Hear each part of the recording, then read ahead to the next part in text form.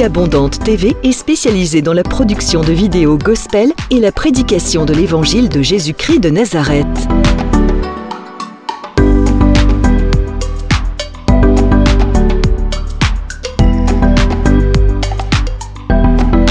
N'hésitez pas à vous abonner à notre chaîne YouTube Vie Abondante TV et sur notre page Facebook.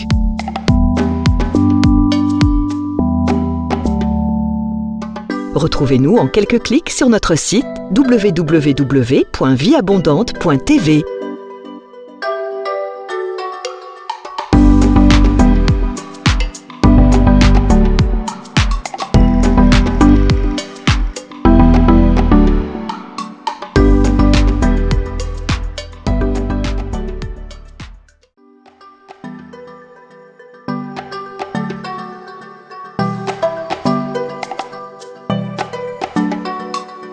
Vie Abondante TV est spécialisée dans la production de vidéos gospel et la prédication de l'évangile de Jésus-Christ de Nazareth.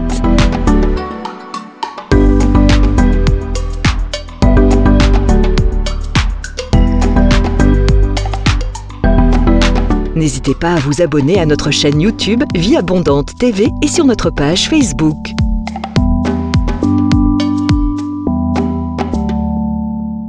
Retrouvez-nous en quelques clics sur notre site www.vieabondante.tv.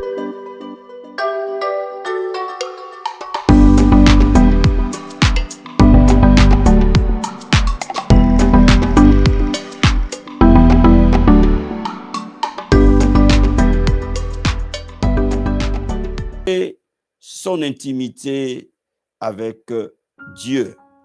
Ouvrons nos Bibles dans le livre de Exode. Notre texte de base est dans Exode chapitre 24. Exode 24, nous allons prendre le verset 12 à 18. Exode chapitre 24. Je suis convaincu que le Seigneur nous fera du bien. Exode chapitre 24, verset 12. Alléluia, gloire à Dieu. Exode 24, nous allons prendre verset 12 et nous allons descendre à 18. La Bible nous dit ceci. L'Éternel dit à Moïse, monte vers moi sur la montagne et reste là. Je te donnerai des tables de pierre, la loi, les ordonnances que j'ai écrites pour leur instruction. Moïse s'éleva avec Josué qui les servait et Moïse monta sur la montagne de Dieu. Il dit aux anciens, attendez-nous ici jusqu'à ce que nous revenions auprès de vous. Voici Aaron et Hur resteront avec vous. Si quelqu'un a indifférence, c'est à eux qu'il s'adressera. Moïse monta sur la montagne et la nuée couvrit la montagne. La gloire de l'Éternel reposa sur la montagne de Sinaï. Et la nuée la couvrit pendant 6 jours. Le 7e jour, l'Éternel appela Moïse du milieu de la nuée. L'aspect de la gloire de l'Éternel était comme un feu dévorant sur le sommet de la montagne. Aux yeux des enfants d'Israël, Moïse entra au milieu de la nuée et il monta sur la montagne. Moïse demeura sur la montagne 40 jours et 40 nuits. Amen. Je vais reprendre certains bouts de ce passage pour que nous puissions comprendre le secret qui est dedans. Regardons encore Exode chapitre 34, verset 28. Exode 34, verset 28 à 30.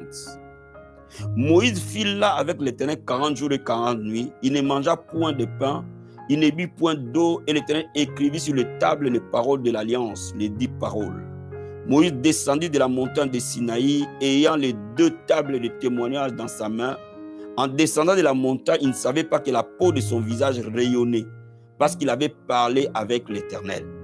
Aaron et tous les enfants d'Israël regardèrent Moïse, et voici la peau de son visage rayonnait, et craignaient de s'approcher de lui. Amen. Matthieu chapitre 6, verset 6.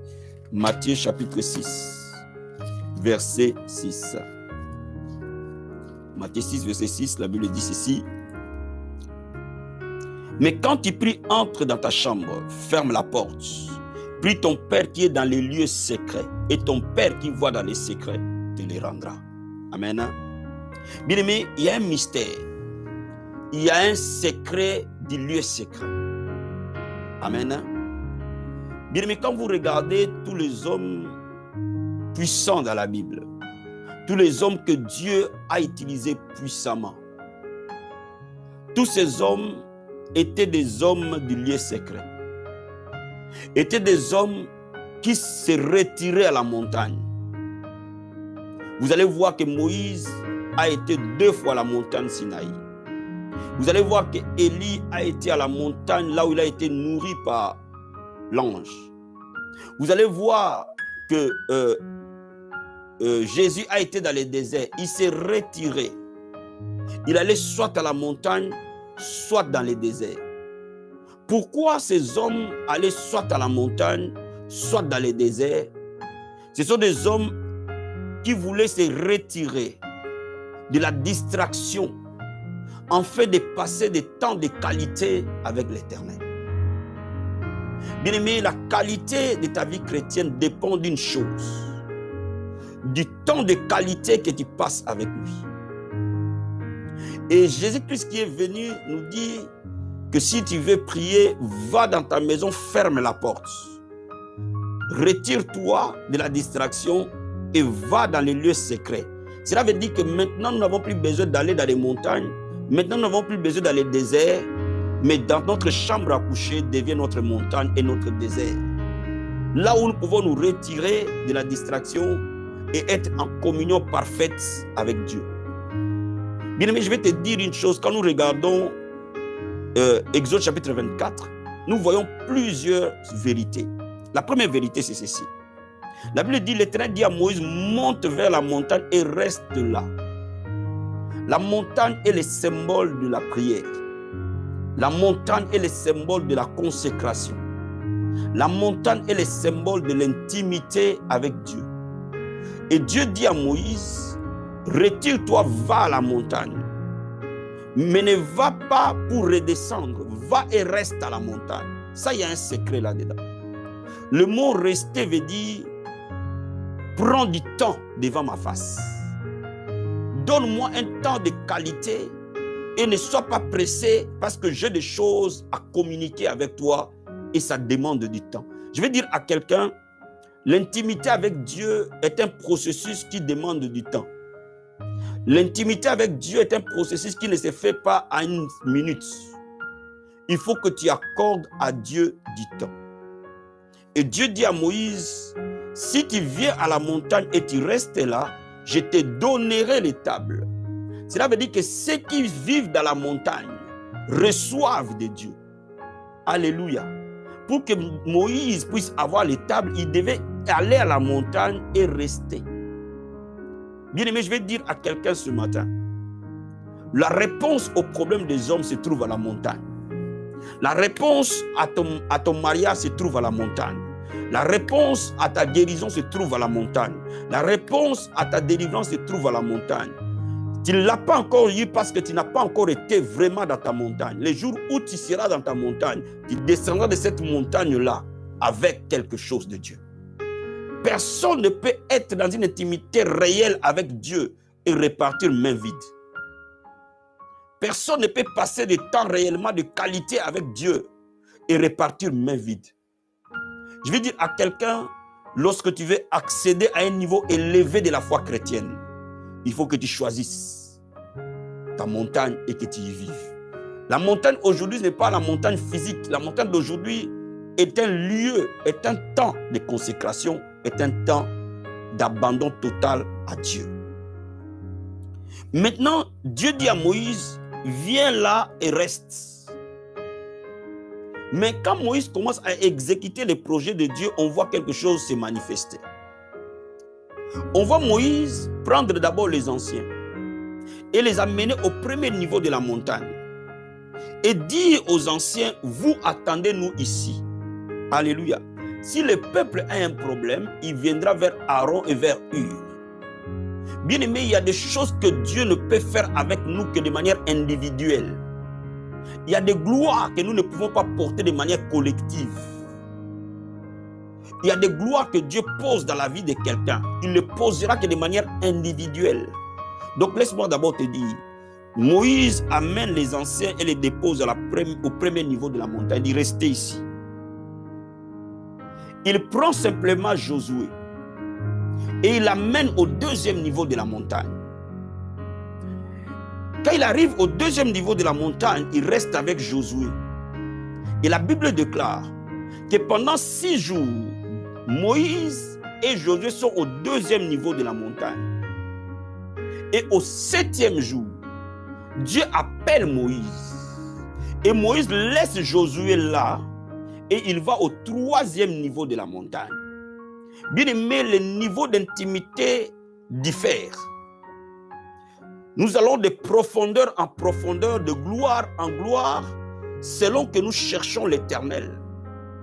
Donc je vais te dire quelque chose. Lorsque tu veux bâtir et développer ton intimité avec Dieu, tu dois savoir que ton intimité sera progressive. Cela veut dire que quand tu es en train de les bâtir, si tu bâtis aujourd'hui avec Dieu, ce que tu bâtis aujourd'hui va ouvrir une porte à une intimité de demain. Et l'intimité de demain ouvrira une porte à une intimité de lendemain. Donc, l'intimité avec Dieu va de profondeur en profondeur. Première vérité. Deuxième vérité, on voit successivement 3 niveaux de consécration de Moïse. Le premier niveau de consécration de Moïse est une consécration collective. On voit la consécration collective de Moïse. Cette consécration peut être la vie de prière de l'Église. Cette consécration peut être la chaîne Vie Abondante Télévision. Cette consécration peut être la consécration dans l'équipe d'intercession. Ça s'appelle une consécration collective. On s'appelle une intimité collective. L'Église peut organiser des moments de retraite. L'Église peut organiser comme aujourd'hui les moments de prière. Ce moment est capital. Pourquoi? Parce que si tu n'as pas une consécration collective, tu ne peux pas avoir le 2e niveau ni le 3e niveau de la consécration. La Bible dit 1 posséderont 1000, 2 posséderont 10 000. C'est dans une intimité collective que nous recevons ce qui est à nous individuellement. Est-ce que vous comprenez ce que j'explique? Le 2e niveau de la montagne est une consécration sélective. Cela veut dire que tu ne vas là qu'avec ton partenaire de prière. Vous savez, il y a des moments dans la vie, vous devez avoir votre partenaire de prière. Je considère que votre meilleur partenaire de prière, c'est votre femme, c'est votre mari. Parce que la Bible dit, l'homme quittera son père et sa mère, s'attachera à sa femme, et les deux deviendront une seule chair. S'il y a quelqu'un qui peut partager réellement votre but, votre vision, en tout cas logiquement, ça doit être votre mari, ça doit être votre femme. Si votre maison fonctionne normalement. Maintenant, si cette maison ne fonctionne pas normalement, il faut trouver une personne d'extrême confiance. Et cette personne peut être votre enfant, cette personne peut être votre pasteur, cette personne peut être quelqu'un d'extrême confiance. Parce que laisse-moi te dire, il y a des choses qu'on ne peut pas donner comme intention de prière à l'église. Il y a des choses qu'on ne peut pas donner comme intention de prière sur une chaîne de prière. Donc, il y a des choses qui demandent simplement que 2 personnes soient mises en confidence et Dieu étant au milieu d'eux, la gloire de Dieu se manifestera. C'est ce qu'on appelle une consécration sélective. Lorsque je veux bâtir mon intimité, je dois d'abord bâtir une vraie vie de prière avec la famille spirituelle dans laquelle je me trouve. C'est pour ça qu'il est important d'aller dans les réunions d'intercession. C'est pour ça qu'il est important d'aller dans les réunions de prière. Nous voyons parfois dans nos églises que tout le monde vient les dimanches. Mais le jour de la prière, les gens sont très peu nombreux à l'église. Mais c'est une grosse erreur. Le chrétien du dimanche ne peut pas aller loin avec Dieu. Bien, mais laisse-moi te dire, si tu es chrétien du dimanche, tu ne peux pas aller loin avec Dieu. Il faut que tu sois aussi capable de prendre d'autres moments pour prier avec les autres. Deuxième chose, il faut que tu bâtisses une intimité sélective. Cela veut dire que tu trouves ton vrai partenaire de prière. Alors ça doit être une personne d'extrême confiance. Jésus avait ses vrais partenaires de prière, c'était Pierre, Jean et Jacques. C'était ses partenaires de prière. Lorsqu'il est allé à la montagne de transfiguration, il les a amenés. Lorsqu'il devait ressusciter, il les a amenés. C'était ses partenaires de prière parmi les 70 disciples, parmi les 12 apôtres. Amen. Mais on voit aussi que là, Moïse laisse son partenaire de prière. Il va au 3e niveau, où il va seul. Ça s'appelle l'intimité personnelle, la consécration personnelle. Donc je dis ceci, il y a une consécration collective, il y a une consécration sélective, il y a une consécration individuelle. Il y a des choses que Dieu va faire avec toi. Il ne va pas les faire ni avec ton mari, ni avec ta femme, ni avec tes enfants, ni avec qui que ce soit. Il ne le fera qu'avec toi et toi seul. Donc, lorsque tu arrives à cette consécration individuelle, il y a des choses qui doivent se passer dans notre vie. Est-ce que je me fais comprendre? Parce que je suis en train de t'amener dans la consécration individuelle. Donc laisse-moi t'appeler, te faire comprendre. Il y a une atmosphère que nous devons créer d'abord. Il y a une atmosphère, une vie d'église et de prières collectives que nous devons créer. Il y a une vie sélective de prières que nous devons créer. Mais après, il y a une vie personnelle que nous devons créer. Est-ce que je me fais comprendre? Quand vous arrivez à cette vie personnelle de prière, là, il y a des choses que Dieu va vous communiquer seul. Alors totalement seul. Donc on voit ici dans la montagne de Sinaï 3 niveaux. Le premier, le deuxième et le troisième niveau. Donc la montagne, elle était là. Il y avait une montagne de consécration. Mais cette montagne était au premier niveau. Cette montagne avait le deuxième niveau. Cette montagne avait le troisième niveau. Mais quand vous regardez les 3 niveaux de cette montagne, représentent les 3 parties du tabernacle. Donc, le premier niveau, là où tout le monde s'est arrêté, c'est les parvis. Le deuxième niveau de cette montagne, là où Josué et Moïse sont allés, c'est le lieu saint. Le troisième niveau de cette montagne, c'est les saints des saints. Donc, vous allez trouver dans cette montagne de Sinaï, le premier, le deuxième, le troisième niveau. Vous les retrouvez exactement dans les tabernacles, le parvis, le lieu saint et le saint des saints. Et vous retrouvez la même chose dans les temples, les parvis, le lieu saint et le saint de saints. Est-ce que je me fais comprendre? De la même manière qu'on peut avoir une consécration collective, mais aujourd'hui, je vais parler à quelqu'un de ton intimité purement personnelle. Bien-aimé, il est important que dans ton intimité personnelle, que tu passes par ton parvis, que tu passes par ton lieu saint, que tu passes par ton saint des saints. Et c'est dans les saints des saints que des vies des gens changent. Pourquoi beaucoup de chrétiens n'expérimentent pas la gloire de la communion avec Dieu? Parce que beaucoup de chrétiens n'arrivent pas au sein des saints. Beaucoup de chrétiens restent dans le parvis. Or, la Bible dit que nous sommes un royaume de sacrificateurs. En d'autres termes, le voile a été déchiré, l'accès au trône est ouvert à tout le monde. Cela veut dire que ce n'est pas simplement l'apôtre qui doit accéder au sein des saints, mais tous ceux qui croient en Dieu, parce que le voile a été déchiré, nous pouvons nous approcher avec assurance du trône de sa grâce. Alléluia. Cela veut dire que toi et moi, nous pouvons accéder au sein des saints. Et c'est là où je veux que tu comprennes que quand tu commences à développer ton intimité, tu commences à passer du parvis dans les lieux saints, mais tu commences aussi à passer du lieu saint dans les saints des saints. Et quand tu sors du saint des saints, quelque chose se passe. Non seulement que tu as les 2 tables entre tes mains, mais il y a la gloire sur son visage. Vous voyez, quand Moïse est descendu de cette montagne, il avait les 2 tables, les symboles de la bénédiction de Dieu, les symboles du miracle de Dieu, mais il y avait aussi les symboles de la gloire de Dieu. Cela veut dire que quand vous entrez dans les saints des saints, Dieu vous change à l'intérieur, mais il vous change aussi à l'extérieur. Sa présence vous transforme intérieurement. Son onction transforme tout ce qui est autour de vous. Est-ce que quelqu'un comprend ce que j'explique? Quand les chrétiens disent « je suis à l'église et ma vie ne change pas », la réponse c'est que ces chrétiens n'ont pas une vraie intimité avec Dieu. Ces chrétiens n'accèdent pas au sein des saints. Personne ne peut aller au sein des saints et repartir main vide. Ce n'est pas possible. Si vous arrivez dans le sein des saints, vous repartirez avec quelque chose. La Bible dit de nous approcher du trône de sa grâce avec assurance pour être secourus dans nos besoins. Alléluia. Quand nous nous approchons du trône de la grâce, nous sommes secourus. Je dis à quelqu'un cet après-midi, Dieu va te secourir. Quand vous arrivez au sein des saints, il y a quelque chose qui se passe nécessairement dans notre vie. Est-ce que vous pouvez me comprendre? Donc laisse-moi te dire, lorsque nous voulons bâtir notre intimité avec Dieu, Dieu ne veut pas simplement que nous restons dans les parvis. Dieu ne veut pas simplement que nous restons des chrétiens du parvis, mais Dieu veut que nous soyons aussi des chrétiens du lieu saint. Dieu veut que nous soyons aussi des chrétiens du saint de saints.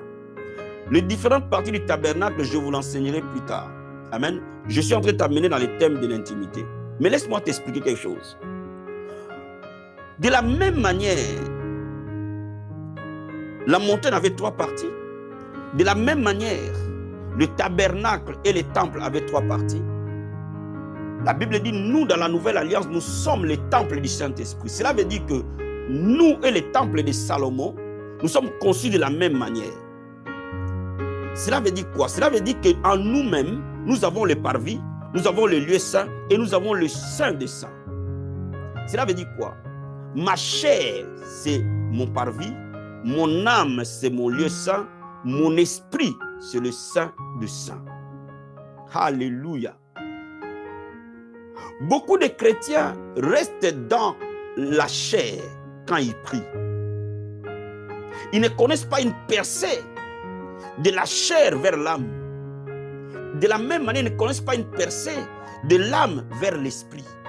Voilà pourquoi nos vies de prière sont des vies de prière répétitives, des vies de prière timorées, et ce n'est pas des vies de prière qui nous impactent réellement et notre être tout entier. Mais Dieu veut qu'aujourd'hui, que ta vie de prière impacte ton esprit, impacte ton âme, impacte ta chair.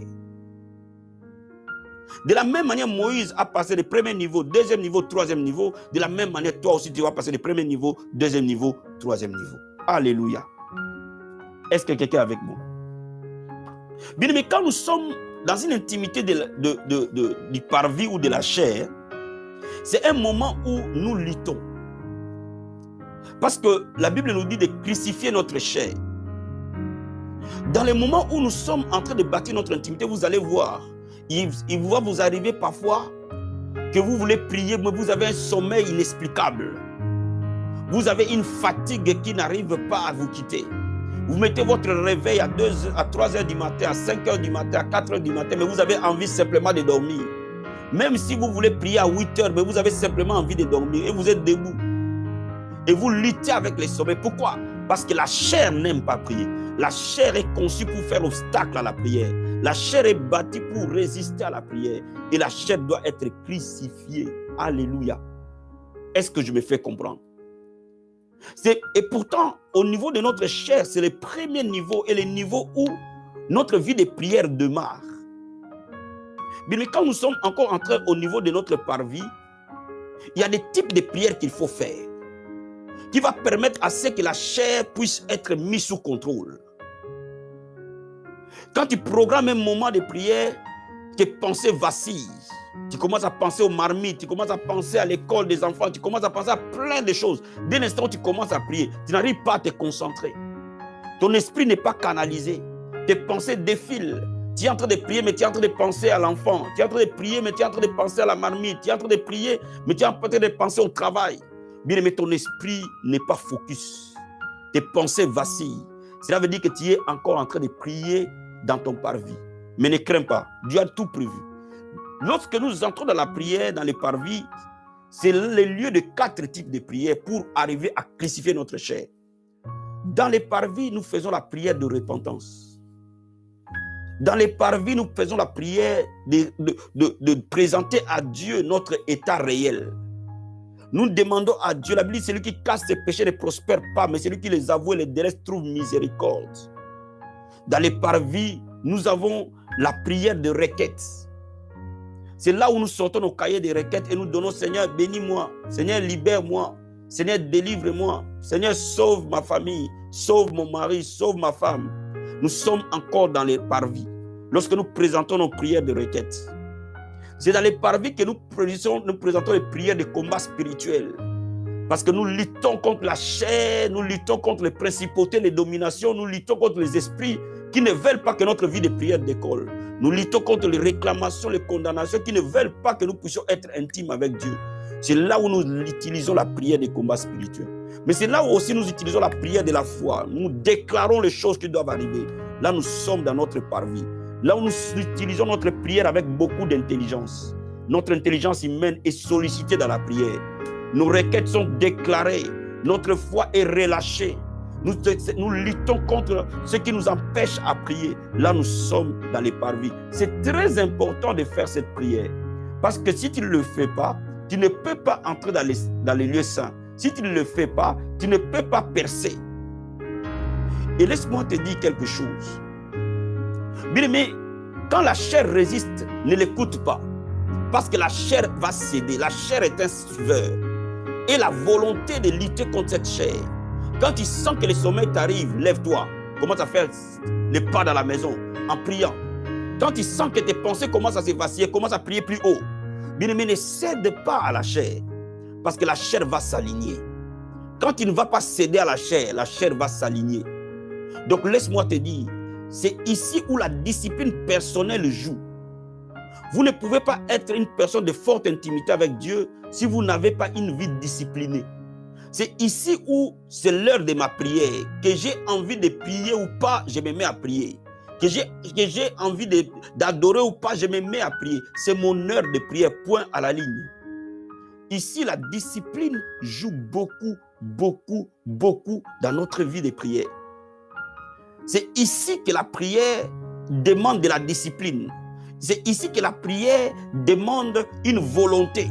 Lutte contre la chair. Et à un moment donné, à force de lutter contre la chair, je prierai cette semaine tous les jours à 7 heures, tous les jours à 6 heures, tous les jours à 5 heures. J'ai fixé des objectifs et je commence à y aller. Parfois, j'y vais en titubant, mais j'y vais en priant simplement. Marabasata, merci Seigneur, merci Seigneur, merci Seigneur, merci Papa, merci. Ne cède pas à la chair, ne cède pas à la fatigue, ne cède pas au sommeil. Dis-lui, sommeil, tu vas me quitter. S'il faut mettre l'eau dans mon visage, je mets l'eau sur mon visage, je dis, sommeil, tu vas me quitter. Je vais prier.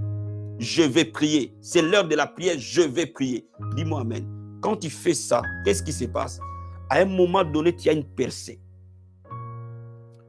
Tu sors de parmi, tu arrives dans le lieu saint. Comment tu sais que tu es dans le lieu saint? Le lieu saint, c'est un lieu bruyant. Quand vous arrivez dans le lieu saint, il y a du bruit. Qu'est-ce qui se passe? Quand vous arrivez dans le lieu saint, votre âme est touchée. Vos émotions sont touchées. À ce moment-là, certains parmi nous commencent à pleurer. Les larmes commencent à couler. Cela veut dire que la résistance de la chair a été brisée. Le Saint-Esprit a exercé un ministère en toi. Il a brisé la résistance de la chair. Il touche ton âme. Il touche tes émotions. Il y a des gens, quand ils sont touchés dans leurs émotions, ils commencent à parler plus fort. Vous commencez à sentir que votre timbre de voix commence à monter. C'est comme si vous priez, mais comme si vous criez. Dans les lieux saints, il y a parfois des pleurs. Dans les lieux saints, il y a des moments, parfois, on est en sanglots. Seigneur, Marabasata, Seigneur, Seigneur, tu n'utilises plus les mots réfléchis. C'est ton âme qui est en train de vibrer.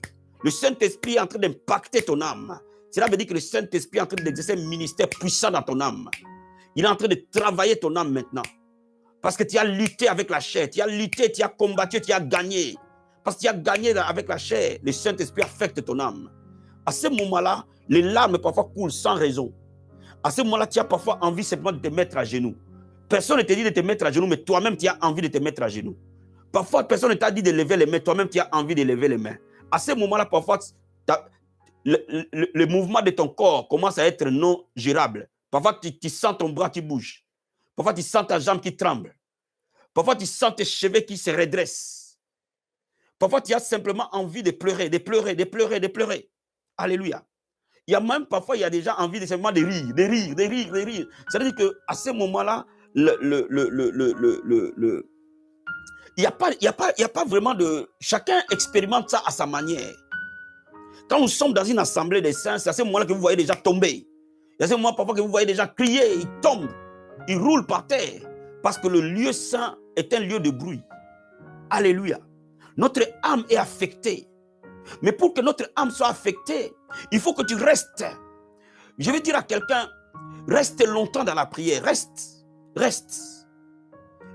Tu peux rester longtemps en priant, successivement plusieurs jours. Tu peux rester longtemps pendant une journée, mais longtemps. Mais en tout cas, tu resteras longtemps au niveau de la chair. De plus en plus, ta chair sera amoindrie. De plus en plus, ton âme sera affectée. Et quand nous commençons à être affectés dans notre âme, oh, ça commence à être intéressant. C'est à ce moment-là que parfois tu te mets à genoux. Parfois, il y a des gens qui se couchent par terre. Il y a des gens qui ont simplement envie de pleurer. Et il y a des gens parfois qui agonisent des heures et des heures et des heures, parfois des minutes et des minutes et des minutes. Et il y a des moments parfois, la prière commence à se défiler. C'est comme si ça ne sort plus de ta tête. Ça commence à se défiler dans ta bouche. Tu commences à adorer, tu commences à dire merci Seigneur, merci, merci Seigneur. Tu es là papa, tu es là. En fait, ce n'est plus la tête qui réfléchit, mais ton âme qui s'exprime. Mon âme soupire. Alléluia. À ce moment-là, ton âme a soif de Dieu. Parce que l'Esprit de Dieu est en train d'affecter ton âme. C'est à ce moment-là que des guérisons intérieures s'opèrent. Parfois, tu vivais dans les angoisses et le Saint-Esprit affecte ton âme. Il enlève les angoisses. Il fait des opérations dans notre âme. Parfois, on était parfois incrédule et rempli de doutes et de peurs. Le peur nous fuit. Bien aimé, à ce moment-là, le Saint-Esprit est en train de guérir ton âme, est en train de t'aligner dans les plans de Dieu. Généralement, beaucoup de chrétiens s'arrêtent là. 90% des chrétiens prient au niveau de la chair. Ça, c'est vrai. Il y a à peu près 30% qui arrivent au niveau de l'âme. Cela veut dire qu'il y a des chrétiens qui ne s'arrêtent qu'au niveau de la chair. Ils ont leur point de prière et ils se sont arrêtés au niveau des points de prière. Ok, amen, amen, merci Seigneur. Mais il y a d'autres qui connaissent une percée et ils arrivent au niveau de l'âme. Et mais il y a parfois certaines personnes qui arrivent à ce niveau-là 6 mois après, 1 année après. Il y a parfois certaines églises où le mouvement de l'esprit qui affecte l'âme humaine, oh, ils vont l'attendre un certain jour. Mais quand vous commencez à le faire, à y arriver de manière continuelle, parce que vous avez une vie de prière continuelle, bien aimé, vous allez expérimenter l'extase. Là où vous aurez une percée, vous arrivez dans l'esprit. Vous arrivez dans les saints de saints. Il va y arriver un moment où vous avez pleuré. Et c'est là où je vais attirer ton attention cet après-midi. Bien aimé, n'arrête pas simplement au niveau de pleurs. N'arrête pas simplement au niveau où tu dis, Seigneur, tu es là. Ah, papa, merci. Papa, merci. Après, tu fermes ta bouche et puis tu t'en vas dormir. Non. Non. Tu es au bord de ton miracle. Tu es à la porte de la visitation. Reste là jusqu'à ce que le Saint-Esprit lui-même te fasse entrer dans les saints des saints. Continue à laisser le Saint-Esprit opérer en toi. Continue à laisser le Saint-Esprit agir en toi. Bien aimé, il va arriver un moment où il y aura une autre percée qui vient derrière. Les pleurs vont s'arrêter. Et à un moment donné, les saints des saints, c'est le lieu du calme. J'ai dit, la chair, c'est le lieu de la lutte. L'âme, c'est le lieu de bruit. Le saint des saints, c'est le lieu du silence. Alléluia. Je vais dire à quelqu'un quelque chose cet après-midi.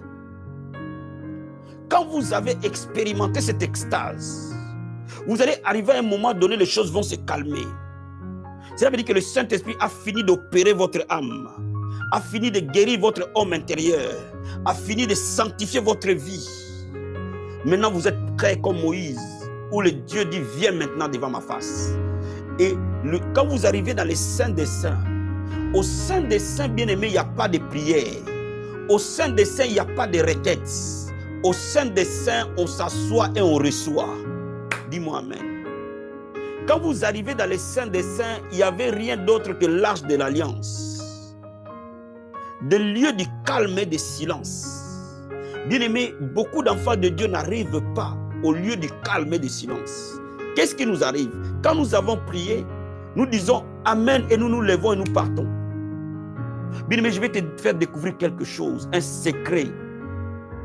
Que quand tu as prié, ne te lève pas tout de suite et ne pars pas. Reste assis. Reste assis. Et ne dis rien. Reste assis et ne dis rien. Come on. Il y a des moments que nous devons expérimenter ça dans nos églises. Quand vous sentez le vent de l'esprit se mouvoir, cela veut dire que les âmes sont en train d'être touchées. Quand vous sentez les gens crier, tomber, crier, se rouler par terre, ce n'est pas encore l'extase. Ce vent-là va souffler. Il va souffler. Mais à un moment donné, le calme va arriver. Quand le calme va arriver, la Bible dit quand Dieu se mouvait, il n'était pas dans le vent, il n'était pas dans le feu, mais il était dans un doux murmure. Alléluia. Quand le calme va arriver, c'est là où les miracles se produisent. c'est là où la gloire de Dieu se manifeste à un niveau le plus élevé. N'oubliez jamais une chose. Quand vous priez, prenez le temps de rester calme. À la fin de votre prière, faites silence. Restez silencieux. Restez silencieux. Ne dites plus rien. Laissez maintenant Dieu vous parler. Parce que vous lui avez parlé. Parce que vous n'avez fait que lui parler. Dans les parvis, vous lui avez parlé. Dans les lieux saints, vous lui avez parlé. Maintenant, dans les saints de saints, il dit maintenant reste tranquille, je veux te parler. Come on. Est-ce que tu me donnes un amen bien? Bien, mais dans les lieux très saints, prenez au moins l'habitude de rester 10 minutes après la prière. Restez simplement assis, ne dites rien. Laissez vos pensées, détendez-vous calmement, laissez Dieu faire. Bien, mais qu'est-ce qui va se passer? Quand vous allez vous calmer, vous allez commencer à activer vos ressentis spirituels. Comme quand je suis en train de te parler, je ressens mes jambes chauffer. Quand vous allez rester calme, il y a quelque chose qui va se passer. L'onction de Dieu opère différemment en nous. Mais la présence de Dieu va se multiplier. Vous allez ressentir plus fortement la présence de Dieu que quand vous étiez en train de prier ou quand vous étiez en train de crier. Il y a des gens qui le ressentent dans les mains, il y a des gens qui le ressentent dans les pieds, il y a des gens qui le ressentent dans les dos, peu importe là où vous le ressentez. Il y a des gens qui le ressentent dans les paumes des mains, peu importe. Il y a des gens qui le ressentent dans les paupières, je ne sais pas. Quel que soit l'endroit où vous ressentez la présence de Dieu. Et vous allez la ressentir là. Quand vous avez fini de prier, vous allez ressentir la présence de Dieu. Et faites ça chaque jour. Laissez-vous ressentir cette présence. Laissez cette présence être sur vous. Alléluia. Est-ce que vous me saisissez? Est-ce que quand vous priez, vous ne ressentez pas la présence de Dieu, vous partez vous occuper dans vos occupations? Non. Ne sortez pas de votre maison sans avoir ressenti que Dieu est présent. Et lorsque nous finissons parfois de prier la prière matinale et que vous devez vous lever, quand nous avons dit Amen, nous avons éteint la caméra, restez. Restez. À ce moment-là, si vous ne ressentez encore rien, priez simplement en langue, tranquillement, Rabasata Bache. Rakabasata, Rabarakate Keboshe. Sans crier, Rakata Karabasata. Ressentez quelque chose en vous. Vous allez sentir la présence de Dieu, même dans votre chambre, même dans votre salon, même dans votre salle de bain, quel que soit là où vous souhaitez, vous allez ressentir cette présence. C'est le signe que vous êtes dans les saints des saints. Et le Saint-Esprit est en train d'exercer un ministère à votre faveur. Qu'est-ce qui va se passer à ce moment-là? Il va se passer deux choses essentielles. Premièrement, vous allez recevoir des pensées qui n'étaient pas là. Parce que vous êtes tranquille, vous ne bougez pas, relaxez-vous, restez assis. Restez parfois à genoux comme vous étiez. La position où vous étiez, restez simplement dans cette position. Il y aura quelque chose. Des pensées qui viendront en vous. Et c'est ça la prophétie. Une pensée qui n'était pas là va vous traverser. Il y a beaucoup de chrétiens qui disent, est-ce que ce sont mes pensées ou les pensées de Dieu? Bien aimé, vous êtes en train de prier. La Bible dit que nous avons les pensées de Christ. Bien aimé, laisse-moi te dire quelque chose. J'ai résolu beaucoup d'énigmes dans ma vie à ce moment-là. Il n'y a pas même longtemps, nous étions en train de prier pour notre enfant, notre fille qui ne se sentait pas bien. Et on a intercédé pendant plusieurs jours. On a prié, on a prié, on a prié. Et on disait, on lit, on chasse tout esprit. Bien aimé, pendant qu'on a fini de prier, j'étais assis. Le Saint-Esprit me dit, ta fille a besoin simplement du repos. Arrête de prier pour ça. Dis-lui simplement de se reposer. Donne-lui une semaine qui se repose. C'est tout. Elle a besoin de repos, c'est tout. Et quand nous avons dit à Julia, Julia, tu dois te reposer une semaine. Tu ne touches à rien. Tu ne fais que te reposer, dormir, repose-toi. Subitement, pendant que nous avons prié, rien ne s'est passé. Pendant qu'elle va se reposer, sa santé se restaure. Donc, il y a des moments où vous devez comprendre une chose. Que quand nous avons demandé à Dieu, Dieu va te parler. C'est ça la prophétie. Au fait, la prophétie n'arrive que quand tu arrives dans les saints de saints. Elle vient dans la pensée. Mais cette pensée, la Bible dit, nous avons les pensées de Christ. Dieu te parle directement. Il va te donner la prophétie sur ta propre vie. Il va te donner la prophétie sur tes enfants. Il va te donner la prophétie sur ton église. Et surtout si tu es leader, il faut que tu pratiques ça tout le temps, tout le temps, tout le temps. Ça, c'est le ministère du Saint-Esprit dans les lieux très saints. Dieu va te donner tous les jours une pensée nouvelle. Bien-aimé, une seule pensée de Dieu peut changer notre vie à jamais. Alléluia. Le centurion romain a dit simplement un mot, un seul mot de Dieu. Ça me suffit. Frère, je vais te dire une chose. Un seul mot de Dieu va changer ta vie à jamais. Alors va chercher ces mots-là. Que lui seul te dise un mot. Et s'il te dit un mot aujourd'hui, il te dit un mot demain, il te dit un mot après-demain, il te dit un mot après-demain, les gens vont penser que tu as des fétiches. Parce que ta vie va connaître une accélération que tu ne peux pas imaginer. Parce que tu vas toucher exactement là où il faut toucher. Tu vas toucher exactement là où il faut toucher. Et à ce moment-là, tu vas expérimenter quelque chose d'extrêmement grand. Nous stagnons, pourquoi? Parce que nous naviguons dans l'obscurité. Mais quand Dieu parle, la lumière arrive. Quand Dieu parle, notre vie est éclairée à jamais. Bien, mais tu peux être là pendant que tu es là assis. Dieu va simplement te dire, envoie ton CV à tel endroit, à tel monsieur. Quand tu envoies, un miracle arrive. Le Saint-Esprit va te donner seulement une pensée d'une personne, appelle-le. Tu prends ton téléphone, tu décroches. Tu appelles, hop, un miracle se produit. Bien-aimé, tous les dilemmes de nos vies se règlent à ces moments-là. Est-ce que tu passes un moment où tu n'as pas de réponse? Est-ce qu'il y a des situations où tu ne sais pas quoi faire? Bien-aimé, à ces moments-là que des vies pivotent. Après avoir prié, ne sois pas pressé de tomber sur quelque chose. Reste assis 10, 15 minutes. Entraîne-toi à le faire. Parce que ça ne vient pas en un jour. Prends l'habitude de le faire. Prends l'habitude de le faire. Commence par 5 minutes, après 10 minutes, après 5 minutes, ainsi de suite. Prends l'habitude de le faire. Chaque fois que tu as prié, écoute Dieu. Assis-toi et dis-lui simplement, Père, je sais que tu veux me parler. Parle-moi. Reste assis et écoute. Bien aimé, une pensée qui sort de nulle part va venir. Et au fur que tu vas apprendre, tu vas commencer à distinguer ces pensées-là de tes pensées. Et c'est ça la dimension prophétique de l'Église. Première chose. Deuxième chose qui va se passer. Il y a des moments où le Saint-Esprit ne vient rien te dire. Mais il veut simplement rester avec toi. Parce qu'on l'appelle le parakletos. Le parakletos veut dire ton assistant, ton compagnon, ton partenaire. Cela veut dire que sur le chemin de chaque jour, le Saint-Esprit est notre partenaire. Il marche avec nous, il chemine avec nous. Donc, le Saint-Esprit va te localiser.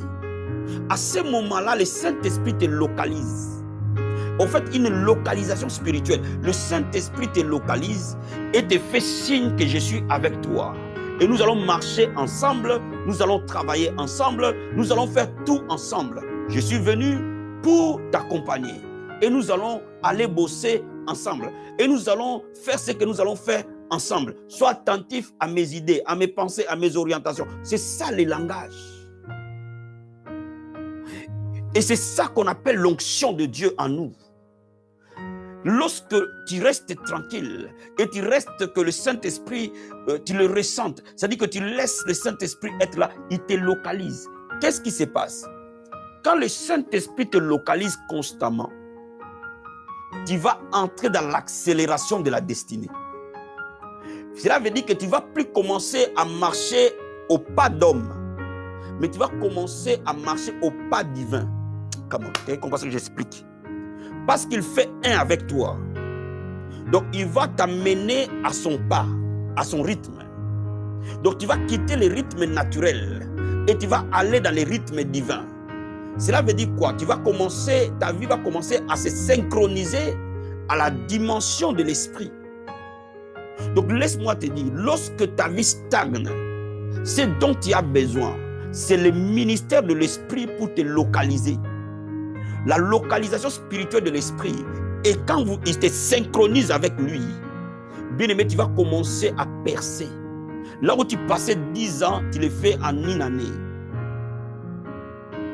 Cet exercice que nous vous disons, nous avons constaté que depuis que nous le faisons, à l'espace de 2 ans, Dieu a ouvert les portes pour nous de plus de 10 ans de ministère. C'est-à-dire que ce que vous n'avez pas pu faire en 10 années, 15 années de ministère, parfois en 2 ans, vous allez les accomplir. Pourquoi? Parce que vous avez l'accélération de la destinée. Vous marchez non plus au pas de l'homme, mais nous marchez au pas de Dieu. Bien-aimés dans le Seigneur, lorsque vous bâtissez votre intimité avec Dieu, ne soyez pas simplement des chrétiens qui se limitent à demander: Seigneur, donne-moi, Seigneur, guéris-moi, Seigneur, délivre-moi, Seigneur, restaure-moi. Mais va plus loin. Laisse l'Esprit de Dieu affecter ton âme. Va plus loin. Laisse l'Esprit de Dieu affecter ton esprit. Va plus loin. Reste tranquille que l'Esprit de Dieu parle.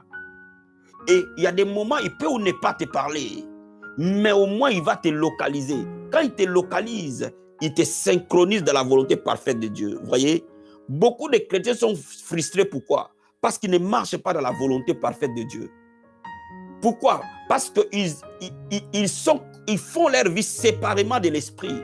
Oh, laisse-moi te dire que lui, c'est notre paraclétos. Lui, c'est notre associé de destinée. Lui, c'est notre partenaire de destinée. Lui, c'est lui qui doit nous amener, nous marchant la main dans la main. Donc, la prière nous permet de marcher la main dans l'esprit. Et quand vous avez cette habitude-là d'écouter Dieu, donnez-vous le temps d'écouter Dieu. Donnez-vous le temps d'être localisé, que le Saint-Esprit exerce son ministère sur vous. Ne vous limitez pas simplement à parler à Dieu. Laissez-le vous parler. Laissez-le vous communiquer. Laissez-le vous toucher. Alléluia. Laissez l'Esprit de Dieu vous toucher, vous affecter. Et quand il est en train de vous affecter, en train de vous impacter, oh mon ami, vous ne pouvez plus jamais rester le même. Plus jamais, alors plus jamais, alors plus jamais. Et à ce moment-là, vous avez des pensées nouvelles. La Bible dit, nous avons les pensées de Christ. La Bible dit, il nous donne au-delà de ce que nous demandons ou pensons. Frère, la pensée est une prière. Laisse-moi te dire, quand Dieu opère en nous, les pensées sont parfois plus puissantes que les paroles.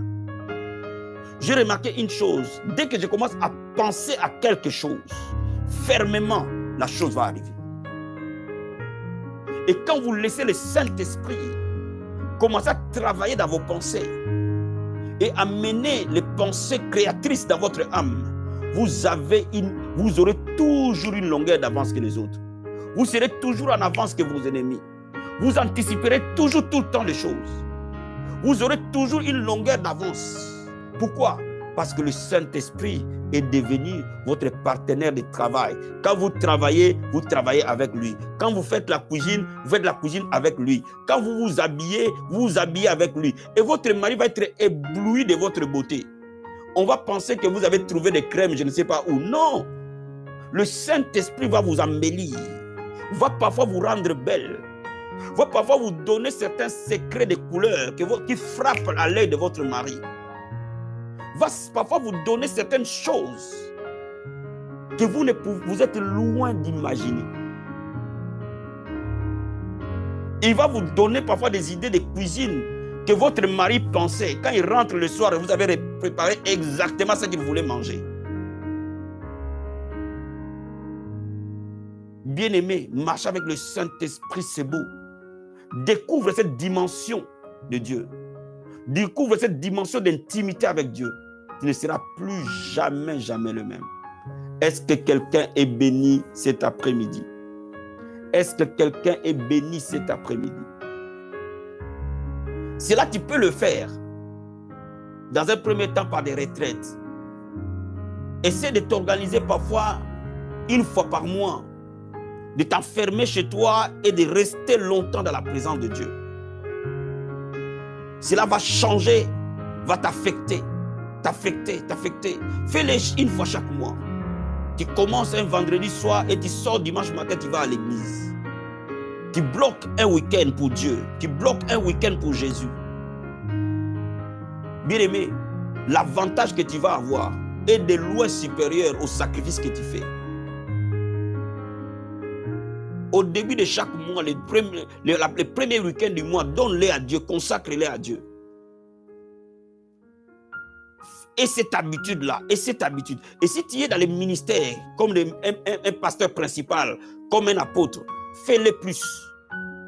Tu peux prendre 2 week-ends dans les mois où tu te sépares et tu vaques dans la présence de Dieu, fortement, fortement, fortement, au-delà des choses habituelles, au-delà des moments habituels. Tu peux prendre jeudi, vendredi, samedi, dimanche, vendredi, et tu vas voir, ton ministère, ta vie va être impactée. Tu as un commerce, peut-être tu as commencé avec une boutique, ça va devenir une supérette, ça va devenir un supermarché, ça pourra même devenir un hypermarché. À cause de ce secret, garde-le jalousement. Que Dieu te bénisse.